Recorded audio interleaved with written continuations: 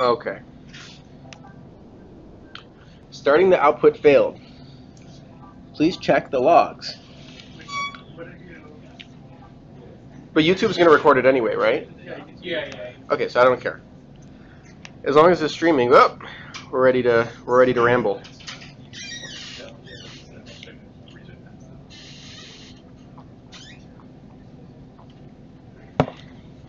Any confirmation?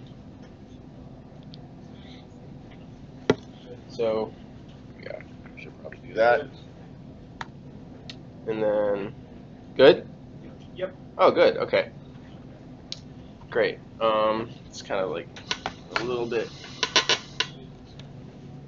Okay, so yeah, just a quick thing before we start. As I think it's a little bit of a habit we're trying to form here with presentations. It's working. Oh, okay. Cool. That's a little delayed, but that's fine. That's how it should be, I guess. Thank you. So what we want is to have like more conversational type. You know what, lectures? I could go on about what that means, but I think you know what it means. So please, like all the way interrupt me constantly. You could lecture us about lecture. There's that, right? I don't want to do that. So okay, so we're talking about destructuring in JavaScript. So destructuring is a new-ish thing, new to some more than others, and it's basically it's a sugar kind of thing. There are nice things that it adds. There's complexity that it adds. So like any kind of sugar syntax, you have to sort of weigh your benefits. So in this example here, we have an object person with properties height and the value 70 and weight 160, right? And if we didn't have destructuring, the way that we would do this in the past, if we wanted to kind of get that variable out of there just for height, and we wanted to refer to it just by height, we would have to say, you know, height equals person.height, width equals person.width. But with destructuring, we have this new fancy syntax where you put the braces before, like right after constant before the equal sign, and it allows you to sort of take that variable out.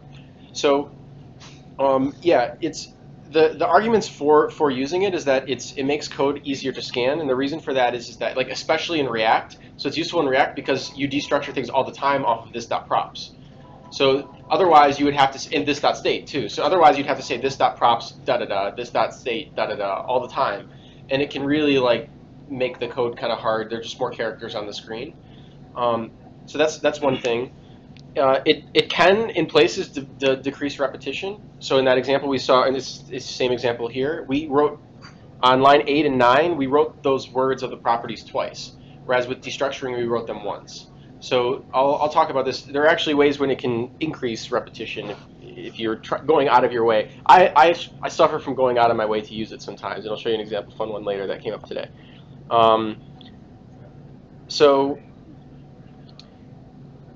okay, so here's there are a lot of different kinds of destructuring. Some of them are a little more vague than others, or not vague. Some of them are a little more sort of I'm looking for obtuse than others. So here's a very simple one with arrays. So I have an array with 1, 2, 3, the strings inside the array, and then I destructure it. So it's the same thing I showed you before, an example with an object. This is really the same kind of concept happening here. So if I log these things out, I'm going to get console log 1 on line 4 is just going to give me the string 1 back, right? Okay, so you can do this though separate of like the declaration, right? So here I'm kind of doing it a little bit in the other direction. So I have an array that has the values 1 and 2 in it on line 4, an array literal, and then I'm taking out those values and naming them 1 and 2. This is obviously a contrived example because with this I did actually increase repetition. It would have been easier if I just wrote var a equals 1, var b equals 2. But this is, you know, we're trying to simplify it to show you kind of how it works and what it's for. There are also default values that you can put in, so just like parameter default values. What I'm basically saying here is destructure from, on line 3, destructure from this array that just has the value 1 in it. And just like before, the last slide, A and B are going to be the first element, like index 0, and the second element, index 1. Well, this is going to take, same process, this is going to take the first element, index 1, but there isn't a second element, so we fall back to the default value. So console log B on line 5 is going to be 7. You know? Does that make sense? Okay. So you can do fancy stuff with this actually too. So you can use this to swap values. So here I have on line 4, at the end of the line, I made an array literal that has B, then A, but I'm swapping them to with like A and B at the beginning of the line. If this doesn't make sense, it's kind of one of those things you have to stare at for a little while if you've never seen it before or used it. Frankly speaking, I think it's pretty rare. Has anybody come into a situation where they've really needed this? Swap variables like that? Using this, though. Oh. I looked through. I wrote a regular expression before this talk to look through our app of examples. So we have some chairs here. You're welcome to come sit. So we walked through. I wrote some regular expressions in VS Code and stuff to look through the application to figure out like where we're doing. Because I do some pretty ridiculous destructuring sometimes because I enjoy it. Because we have a bunch of lint rules that tell you to destructure everything. So I'm like, oh yeah, why not? I'll do that. But this is actually kind of bad in a way because anyway. But it's possible, so you should be aware of it, that it's a thing that you might see. Okay, so just the same, it's not really any different than you're taking like the whatever the return value of, or like what the expression results to on the right side and destructuring it. So this is a kind of a good example to show you that it doesn't matter that it was an array literal like it was before. It could be a function call. So we're calling f, and f returns 1 and 2. So on line 7, console logging A is going to give 1, and then B is going to give 2. So going along from that, you can also use this. So this is something that I have done once or twice, and usually I change it by the time I'm done like writing what I write. I don't think there's anything in our code base anyway that does this exactly. Although with rest and spread, there's some ways you can use it, but we'll get there. But here what I'm doing is I'm saying I want to ignore the value, like the middle value. What's probably what I would suggest, a lot of these examples, by the way, are straight out of the like Mozilla documentation. But what I would suggest is if you do something like this, put like an underscore or something in that middle value there, in between A and B. And the reason is that somebody who's reading this code doesn't really know that that was not a mistake. If I read this, I would think that that's a mistake, that's a typo. And you have some linter or something that put the space in or something, and you just hit comma twice. But this is dramatically different logic because that second comma is there. So it's better to leave I think the underscore is probably the best sort of example of a variable that's unused. So, or a common one. So this is what I was talking about with using the rest operator. So what I'm doing here is I'm saying, give me A, just like before, A is going to take the first value, but when I do dot dot dot B, it's going to give me everything else into an array, because we're destructuring from an array that has the remainder of the items in it, right? So that's 1 for A, and then B is just going to be an array of 2, 3. So I thought about this a little bit. Like there are, I put this in here for completeness. We're going to post these slides. I decided I don't really want to talk about this a whole lot because you shouldn't really. I think chances are pretty slim that you should be doing this or writing this with destructuring in particular. But the kind of one of the goals of like any talk of this sort should be to expose you to all the things that you can do with it. And I at least hadn't seen this before we started like making these slides because it's something I probably wouldn't need to do very much. But just be aware that there are some regex there be dragons kind of things going on.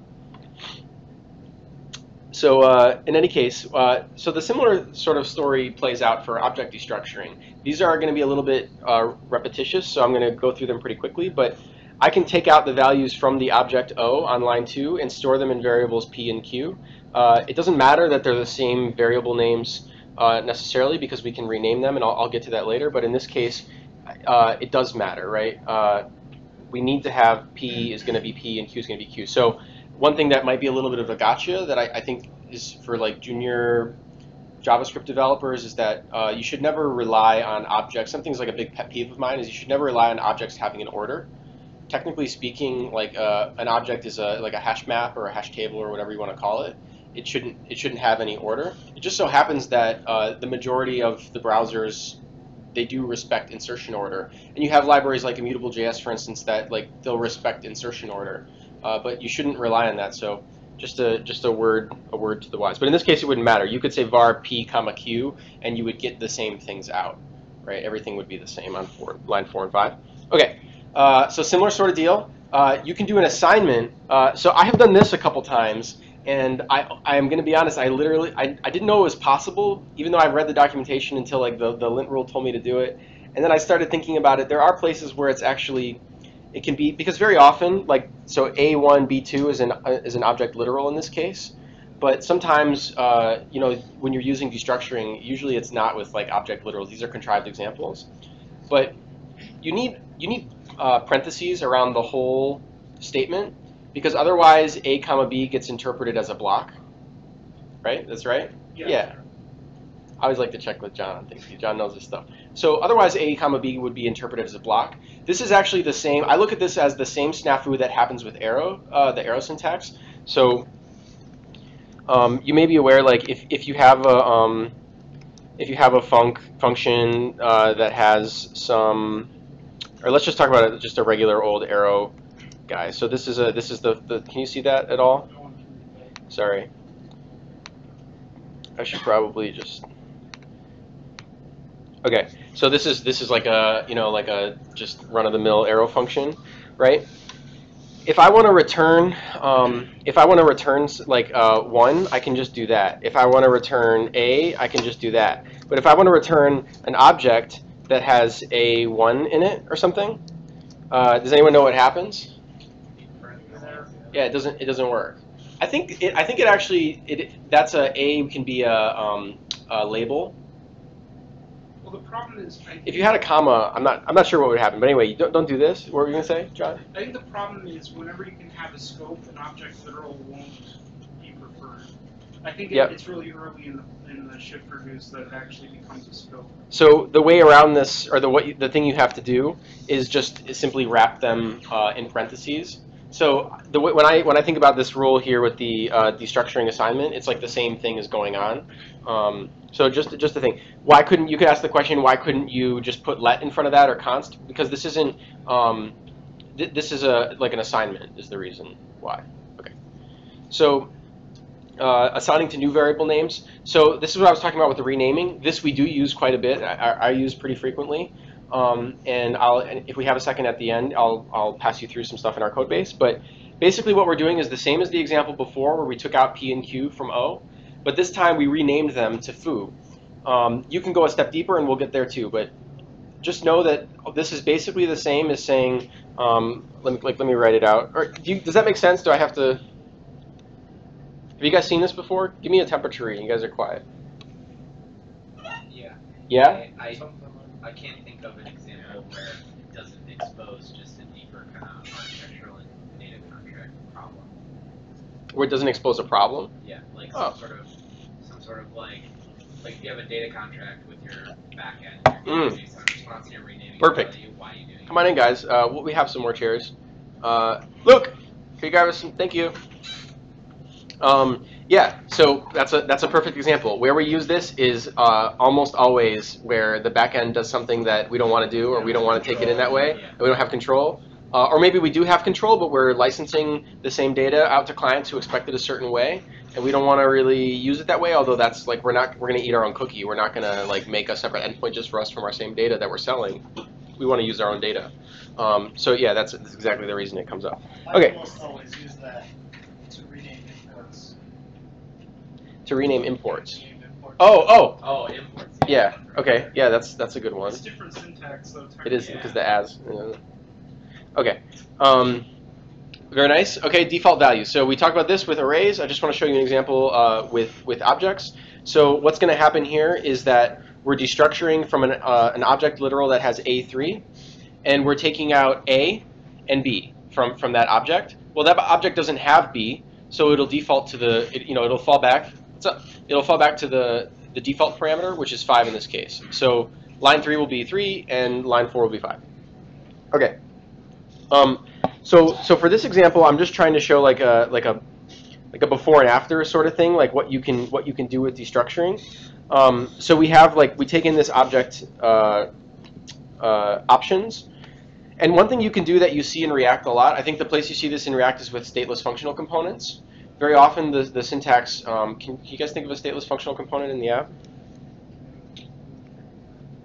Anyway, if we think of one, I'll show you. But in React, you'll see this a lot, where in the parameters for the function signature, someone will just destructure the things you need. So they'll destructure, right? The first parameter is props, so they'll just destructure things right off of props.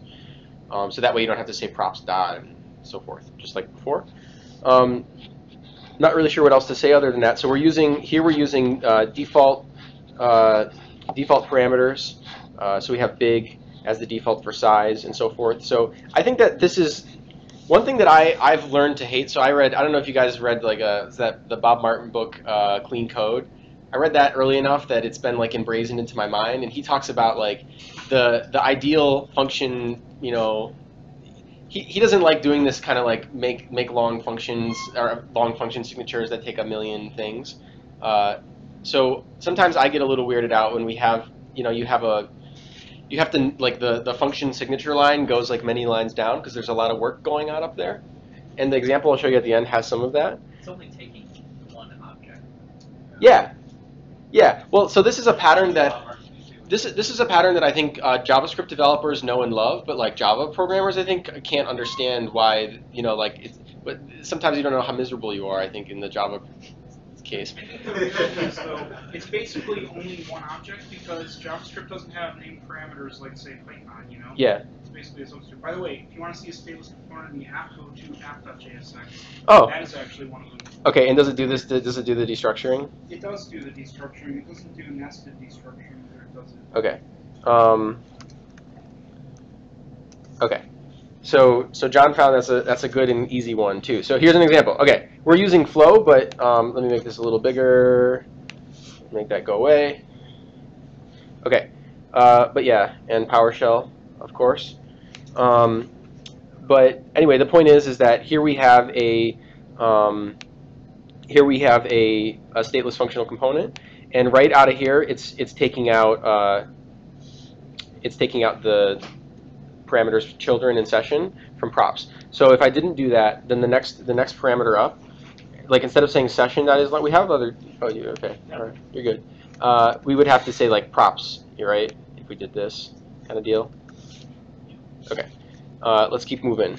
I'm going on too long. That's my habit. Okay. So can that thing go away? Okay. So similar sort of deal here. This is just showing that you can do this in a for of iteration. It's pretty much the same process as before, but like I said, I just want you to like be exposed. The goal is that at the end of this talk, you'll never see destructuring and be like, oh, I didn't know you could do that, until they add more shit. So unpacking fields and objects. So with this one here, it's a similar sort of process, but I want you to take a look at line 5 after full name. So full name is an object. And you see, before we just renamed, you can also rename. I could rename full name to like F name. So I'd write full name : F name or something like that. But you could also do like you could also follow the rabbit hole down and destructure the thing that's in the destructure, right? You can do whatever you really want. So here's an example where we have full name is an object, and inside of the object it has a property first name, and we're taking out the value of first name and naming it name. One of the things that's like a little bit of a gotcha for me, or that is a thing that I'll just remind you of, unless I'm wrong. Full name at this point doesn't get assigned a variable. So sometimes this can be a little bit of a hassle, as you have to realize like the thing that gets the variable. I'm not even sure what I could say the rule is, but full name doesn't get. There's no variable named full name now, right? You'd have to just name, like, spread over it. Yeah, the only variables that are accessible now in whois the function are display name and name, and I think that's like a thing that trips people up. But if you use like any pretty much good editor, I think VS Code does this, will highlight the words differently, and that helps to like tip you off that there's some business going on there. Okay. Computed objects. So this one is super useful. I never thought there was a use for this until there's a way to use it in reducers that's pretty cool. But I'll talk about that. But basically, what I'm doing is I have sometimes you don't know what the name is of the property you're grabbing. So like in an action, you might fire an action that mutates a proper a param in state. You might fire an action that mutates something in state for a particular listener on the state. And the actions you want to be sometimes very general. Like let's say you have a row of checkboxes, and the only thing that changes is like the ID of the checkbox, and then you're storing that in an object with all the parameters, and then true false for all the checkboxes for something. I just made that up, but you know, it's how it gets used a lot. Well, in the action, it'd be nice that instead of having to make a new action for every checkbox, if you have a generalized action that takes as a function parameter, it takes a string, which is just the property of the final thing you're trying to mutate, and a value. So this is where I think it's kind of nice to do. You can do this other ways, but you know, in reducers, you're often destructuring and spreading out all the stuff to make new objects because you don't want to mutate the state directly, and that's where it becomes useful. This is very similar to the array example I gave. So we're going to take out, just like before, we're going to take out A and B. And again, I want to highlight that it doesn't matter what order A and B are in. You could say B, comma, A, comma. Doesn't matter. And then, because objects don't have orders, if there's anything you take away from this talk, please take that away. Except in Safari. I'm sorry, they do, except not in Safari. Anyway. But then I'm taking out the rest of the things, so C and D are going to end up into a new object, rest, that has those items and those values. Okay, so this is showing, I'm trying to remember, fizz, buzz, what was I trying to show here? Destruction can be used with property names and not valid JavaScript.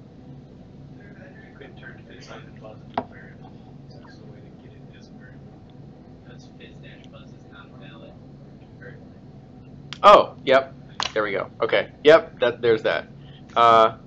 So fish-buzz is not a valid variable name. So it's the same rules apply like any other variable name when you're assigning. Okay. Nested object in array. So this is like a little bit of like a crazier case just to amp it up a little bit. So we have metadata, which has this has what it has. You can see here.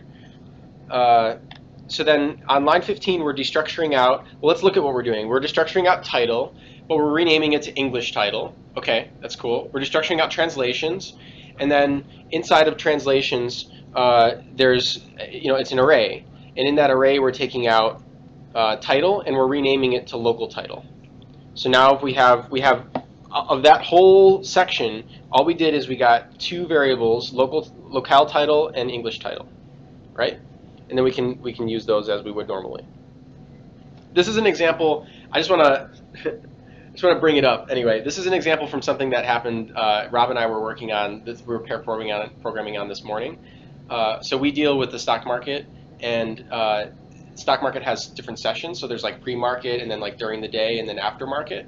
And there's a function in our app which didn't originally look like this, but anyway, there's a function in our app that gets a HHMMSS time, and spits back whether or not there's a spits back whether or not it's pre-market, after-market, intraday, or maybe none of the above if it's a bad time, which can happen sometimes, so we have to be prepared for it. Well, something that we need from these functions sometimes is that in some cases we might want it to say, like almost all cases, we want it to say pre-market. So on the right is the non-destructured version, I guess. So what we're doing is we're saying like, okay, we have custom is like the second parameter, and again, this is in flow. So the kind of lines 2, 3, 4, 5 are just flow typings. So what we're doing is we have custom is just an object, and that other stuff on these lines is just the flow typing. So you can sort of ignore that, but we're giving it empty object as the default parameter. So if somebody doesn't pass in custom, that means like it's a little bit of a hack, I guess you could say. But anyway, sorry, I should point over here. It keeps me from having to check down here like custom and custom.aftermarket, or it keeps things a little simpler, because if it doesn't have if we didn't pass in some custom value for any of these things, then it means we don't care. We want to use the defaults. So this is what we wrote when we were refactoring it, and I had the fun idea. I was like, hey, we could probably use destructuring for this, and it turns out we can, right? So on the left, we have the destructuring example. There are some benefits I want to highlight to you here. So one of the benefits is that, do you see on, we should have line numbers, but anyway, do you see here it says return pre-market text, return after-market text, intraday text? So we don't have to do this business where we have a return or. And of course, it would be nice if we could just say like pre-market and aftermarket, but those are already taken, and we decided like we could, I guess, go the other direction and name these like aftermarket time and pre-market time or something like that. But we have two like things that mean. I love that you guys are like, oh, what the hell's going on? Because this is anyway. We wrote this. I think most of the way through, like third of the way through this, we're like, oh, this is gonna look awful, but we did it anyway because I kind of wanted to know if it was doable, and I'm giving a talk later the same day on destructuring, so I should probably know. So you can destructure this out, and so what I'm doing here is I'm taking pre-market and I'm renaming it pre-market text because, like I said, pre-market can't be otherwise used. I should just use the mouse pointer, right? That'll work. Okay, then the people watching can see. Okay, and then but we also want one of the requirements for this function is we need it needs to have the fallbacks for if you don't pass anything because most of the time that's what we need.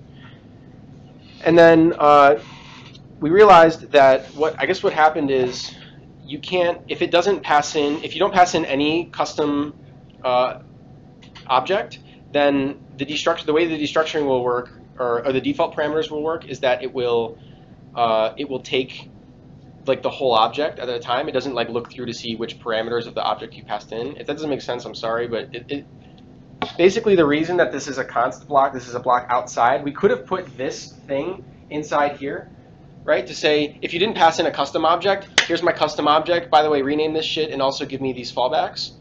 But if you pass in just one of those things, does that make sense? If we passed in just pre-market, so in the case we were actually using this thing, it said pre-market. Anyway, I'm not going to go on longer about this. I'm just trying to show you that sometimes destructuring is definitely not the way. Can you finish the thought? Is it that like if you don't pass in a parameter, So then it won't be able to rename it? Default parameters will only be there if you don't pass in anything. So you can pass So in if null it's or just an undefined, object. and you'll get the default parameter. But if you pass in an object and the object doesn't have all of these properties that we define, it's not going to merge the default value with the parameter you passed in. So that's the reason why it's not a function of parameters. So anyway, this is like intentionally kooky, right? So like don't do this, right? But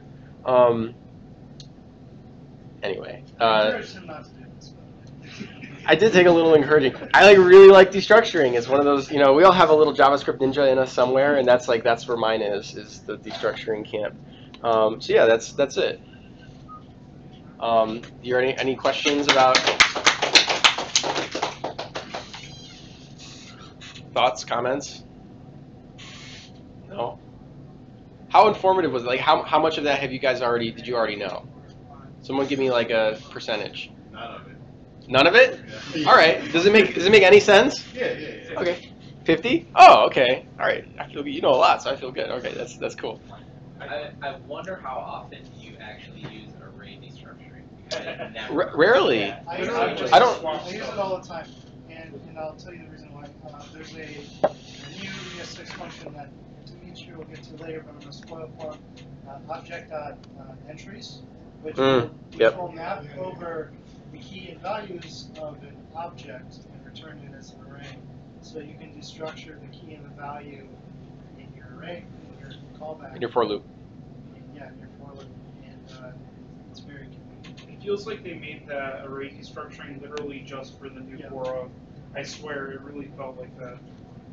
For the takeaway of objects unordered actually has map 6 map data structure that is ordered, which is weird. Yeah. It's ordered.